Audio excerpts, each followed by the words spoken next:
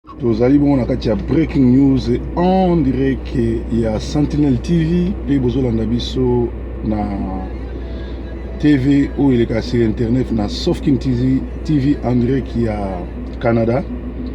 Alors RDC au bord du chaos, Bachege balobi Kabila a oumeli trop pendant 15 ans, ba mon rien et l'eau moko changeate, changement brisate, alors il faut à Longwa parce que à Longola Kinshasa o tozali kobenga Kinshasa capitale ya kitoko, Kinshasa kin label et commis capitale ya viol, donc Kabila faut à déranger. André Kimbuta banda avant le 5 mars azomona te pour y parler nzamba betiye na grand pota libumu, donc a comme ko sali la ba besoin surtout na bilamba ngwana ba bangaki ke aya ko sali bilamba na stade parce que il paraît azo passer temps na mingi na nzongo ike. Alors Kabila et ses frères rwandais seront tous pendus par les Kinois parce que bilia ki bango bikoki. Épidémie ya sika ezo frappé ba kolabo na kombo kende liboso zonga sima, c'est-à-dire sens inverse. Tala photo Olive ndenga zara kala tala elelo, tala Vital Kamerhe ndenga zara ki kalana lelo, tala pe Wivin Moleka ndenga zaki kalana lelo, tala Koutino ndenga zaki kalana lelo, tala Patrice ndenga zara ki kalana lelo. Etikali ba kolabo oya ba pasteur ba nzambe pe ba kobetama. Mais kaka Kabila mutu asali sens inverse ne bandeli alaki vraiment lokola mukomboso mikolo akoma mwa boga. Le Parlement européen appelle les Rwandais Kabila à respecter la Constitution.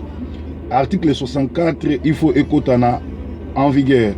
Donc, nous allons toujours dans Breaking News. Liboso, il y a parking, il y a Mongalema.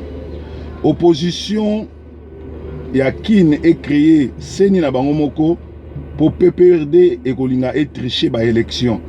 Pe bazana souci, to boule, ba comme ça, Olive Lembe, candidate na bango, c'est-à-dire ceux qui Olive Lembe mtoza candidate d'office ba retricher ba élection hier rotika la présidente mobile na ye arozala moi mobile ya président do ba continuer reine na bango.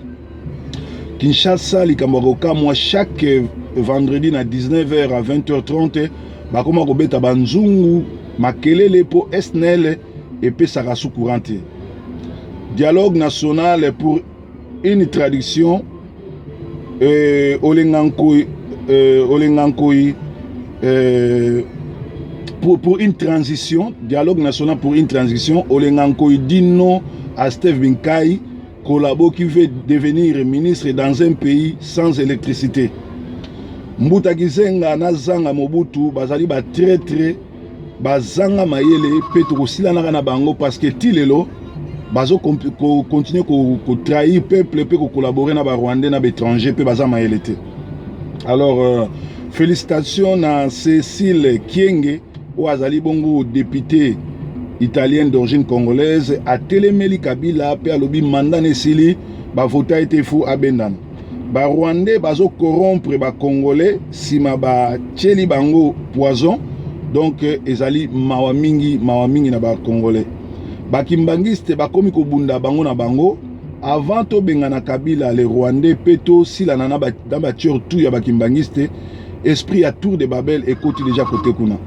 Alors manifestation ils en à Bruxelles le 12 mars c'est au sengi combattant nyonso azala kuna pe combattant oyo azo sala vidéo ya côté la walo ke walo azala ka moto a peuple akeba na ye parce que kanda nyonso to suka na monoko na ye parce que walo batnyonso ba ibi musala na ye qui azali mutu ya PPRD ali mutu sataniste pe ayaka awa côté ya moyena mbongo o sokazaki mutu asali sarabatu bandundu tout bazana Congo azo aider bango te ponani. Alors opposition soki na 2016 candidat ezakaka Moïse, c'est-à-dire PPRD a rotika la kaka na pouvoir. La paire change de côté na tribunal grande instance à Paris. Procès Freddy Moulongo contre l'État congolais. Kinkei Moulumba demande un jugement à huis clos afin d'empêcher les Congolais d'entendre la vérité. Na Congo ti na ba collectivité ba konzi à la police ba konzi à collectivité baza ba Rwandais. Donc il faut toquer ba na makambo parce que makambo ils ont les keza makambo bien été. Ce qui Kabila a tché moi sinaye candidat à 2016 c'est que amoni biso vraiment ba bololé na ye. Prophétie à papa Kimbangu eko salama tout etikali kaka moko ekokisamite. 4e président à l'étranger et c'est kokisama akoboma ba congolais mingi et c'est kokisama etikali kaka moko oyo balobi ete ba congolais nde bakoboma ye. Après avoir kozwa kisi et pas mort yanganga vita Dieu donne mungu afongola église na 2004 na Paris église miel abotisi femme mariée na bana akimi na mbongo akeikin atiki lidi na fani na bana oya abota na bango Sarah wazaki secrétaire na pe azaki copine passagère donc ezali mamami kozala complexé c'est une malédiction ba miracle na mama yemo ba o bazana Kinshasa basala raté mais bazo la mbango ba pasteur ko ya na poto ke baza ba faiseur de miracles donc ezali mama mingi pona bango nzambe aleka na kopambola bango alors tokei tour ya mongalema donc c'est un tok telemela ba oyo batunyo surtout oyo bazolo ba mabe oyo bazolo ba mabe pona koya kobundisa ba congolais na mboka na bango et puis koya net na poto koloba ki bango baza ba faisait des miracles pourtant bazo salata miracle moko te na niveau ya mboka eza mami na poto tele bango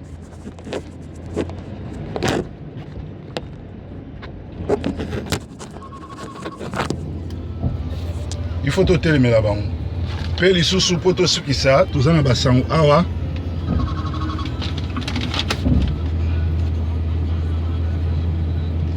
mibali tout bazotika basi na bango kokende Israël na église ya Bantior ya Pain du Soir bakolela na monoko ya mboka parce que Marlise Pembele ayebi pourquoi aboyi mibali bakende alingika basi bakende bango na bango kinzami na pasteur sataniste vidéo ebimi ndenge aboma libala ya mwasi ya bato oyo abima na mama tete mwasi ya bato walo munchenga lekola bo sataniste ba combattant bazoluka ye na mungwa po basila na ye esika nyonso bakozwa ye. Breaking news!